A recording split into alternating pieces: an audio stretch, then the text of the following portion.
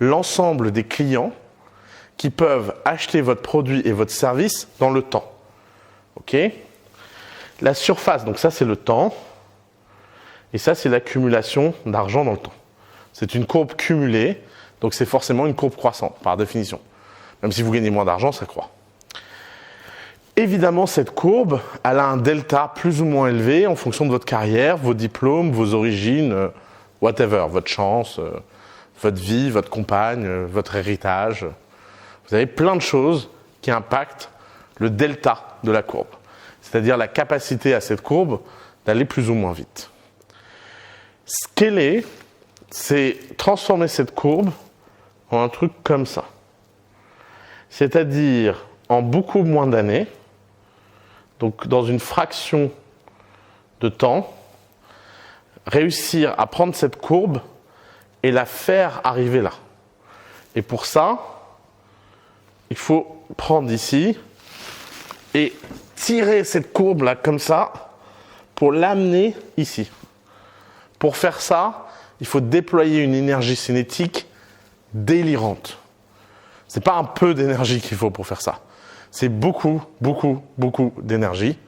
Et c'est ça ce qu'elle est. C'est investir dans votre futur.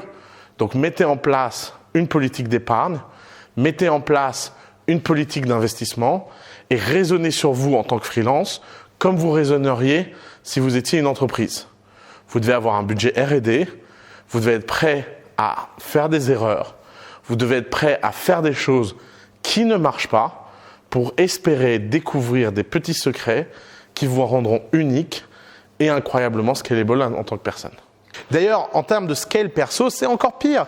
Votre temps est limité à 24 heures par jour. Vous avez quelques heures de nourriture, quelques heures de sommeil, quelques heures de vie personnelle. Le temps professionnel est temps limité. Votre seul objectif, c'est d'arrêter de vendre votre temps et de réussir à vendre plus que votre temps et à gagner plus dans votre temps. D'ailleurs, petit conseil, je pense qu'il y a une grande transformation culturelle du mode d'acquisition des produits. L'époque est à l'abonnement. Les gens adorent s'abonner à des choses. Et l'abonnement, c'est comme dans les salles de sport, on utilise beaucoup au début, pas beaucoup à la fin. Et parce qu'on utilise beaucoup au début et pas beaucoup à la fin, notre taux de marge monte. Une salle de sport, elle ne gagne pas beaucoup d'argent en janvier sur les gens, elle gagne pas mal d'argent en novembre de l'année d'après. Et c'est un peu la même chose pour les avocats, etc. C'est pour ça qu'on a aidé Bold, par exemple, à switcher d'un pricing par heure à un pricing forfait. Trouver des moyens de ne plus vendre votre temps et de décorréler votre valeur du temps que ça a pris. Si vous arrivez à réduire votre temps et augmenter la valeur, vous allez avoir un super scaling. Et la seule façon de faire ça, c'est de tester. Testez vos pricing, offrez des pricing différents aux gens. Je sais que les gens, ils hurlent, ils disent « Ah mon Dieu, mais si les gens, ils apprennent ». Vous avez déjà vu un collectif pricing, vous avez déjà vu des gens faire une émeute dans la rue et une manif parce que quelqu'un a vendu moins cher qu'un autre.